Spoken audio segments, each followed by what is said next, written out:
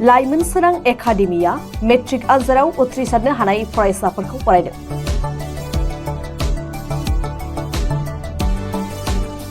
क'क्राझार जिल्लानि बरगावआव थानाय लाइमोन सोरां एकाडेमिया दिनै बरगाव खाग्राबारिनि रायजोआरि नब्लाङाव मोनसे जर'खा हाबाफारिनि गेजेरजों देग्लाय 2024 मायथाइनि मेट्रिक आनजादाव फरायसालिनिफ्राय सेथि मासि आवग्रिनानै उथ्रिसारनो हानाय सा 34 फरायसाफोरखौ बरायो।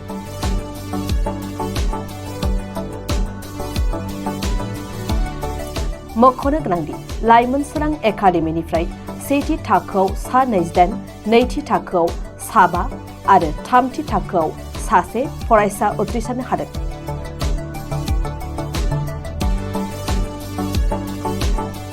दिनैनि बे बरायनाय हाबाफारियाव एमएलए लरेन्स इस्लारि, बनरगाव TCLCCनि मासिगिरि रबिराम ब्रह्म, क'क्राझार जिल्ला इउपिपिएलनि बुंथिगिरि जनक उजिर, ओनसोलनि माखासे सानसुमै सुबुं आरो फरायसाफोरनि बिमा बिफाफोरा बाहागो लायो। लाइमोन सोरां एकाडेमिनिफ्राय गासै 34 एपियार जादोंमोन। बेनि गेजेराव 100% पास खालामनो हादों। बेवहाय जों लाइमोन सोरां जानानै जोबोद गोजोननाय दं। साबेसे फार्स्ट डिभिजन? लाइमोन सोरां एकाडेमिनिफ्राय गासै फार्स्ट डिभिजनाव 28 सा फरायसुला फरायसुलिफोर पास खालामनो हादों। बिनि उनाव सेकेन्ड डिभिजनाव गासै 7, थार्ड डिभिजनाव सासे पास खालामनो हादों। दिनैनि जा बरायनाय हाबाफारि मा हाबाफारि लादों? दिनैनि बरायनाय हाबाफारिया जाबाय मेट्रिक आनजादाव उथ्रिसार जानाय फरायसुला फरायसुलिफोरखौ बरायनायजों लोब्बा लाखिनानै जोङो लाइमोन सोरां एकाडेमिनि सिङाव क्लास नार्सारिनिफ्राय क्लास 10 सिम गेजेरावहाय बांसिन नम्बर मोननो हानाय, बांसिन पार्सेन्टेज मोननो हानाय फरायसुला फरायसुलिफोरखौहाय जोङो बरायनाय हाबाफारि लाफादों।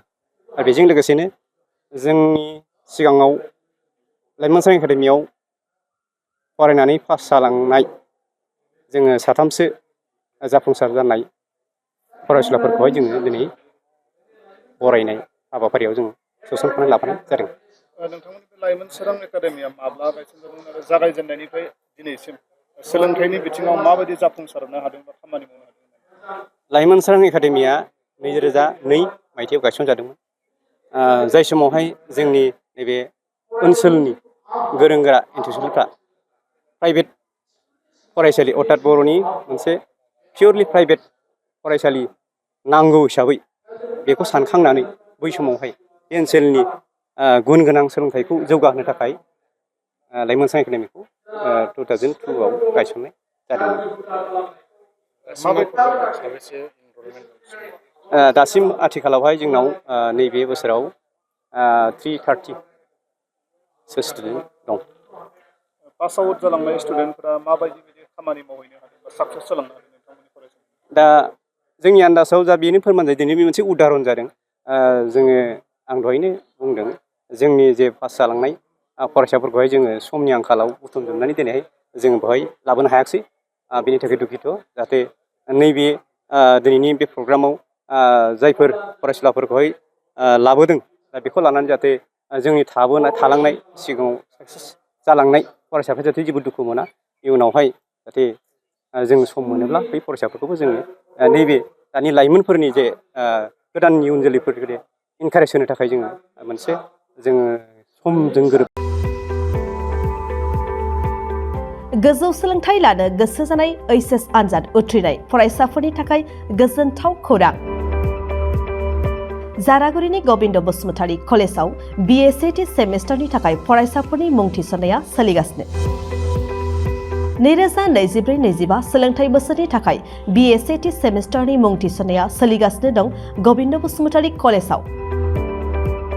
बड'लेण्ड मुलुगसोलोंसालिजों गनायथि जानाय क'क्राझार जिल्लानि गसाइगाव महकुमानि सिङाव थानाय जारागुरिनि गबिन्द बसुमतारी कलेजा फरायसाफोरनि थाखाय एसेल' फिसावनो फरायसाफोरनि थाखाय मुं थिसननाय खाबु लानानै फैदों। गिबि मुं थिसनगोन 100 फरायसाफोरनि थाखाय माखासे स्पेशल अफारजों लोगोसे गुबुन गुबुन रोखोमनि बेसेन होनाङै क्लासफोर जेरै spoken English, self defence computer कर्सनि खाबुजों लोगोसे फरायसाफोरनि कलेजाव थांलाय फैलायनि थाखाय बेसेन होनाङै बास सिबिथायनि खाबु होनाय जायो। गोबिन्द बसुमतारी कलेजा फरायसाफोरा गावनि गोसो बायदियै साबजेक्टफोरखौ सायख'नानै लानो हागोन। लोगोसे गोबां थाखोनि बिजाबजों बुंफबनाय बिजाब बाख्रिनि खाबुखौबो फरायसाफोरा मोननो हागोन आरो बे खेबनिफ्राय गसाइगाव फरायसालिमानि सिङाव फरायसाफोरा गावनिनो आंगो गोबिन्द बसुमतारी फरायसालिमायावनो आनजाद मिरु एबा आनजाद होनो हागोन। बेनिखायनो गोदानै एचएस आनजाद उथ्रिनाय फरायसाफोरा गोबिन्द बसुमतारी फरायसालिमायाव बाङाय बेसेनावनो एडमिशन लानानै गोबां खाबुफोरजों गोजौ आरो गोग्गो सोलोंथाइनि खाबुखौ लादो। बांसिन मिन्थिनो थाखाय 9101784754 70022271929 970668088 मबाइल नम्बराव फोनांजाब खालामदो।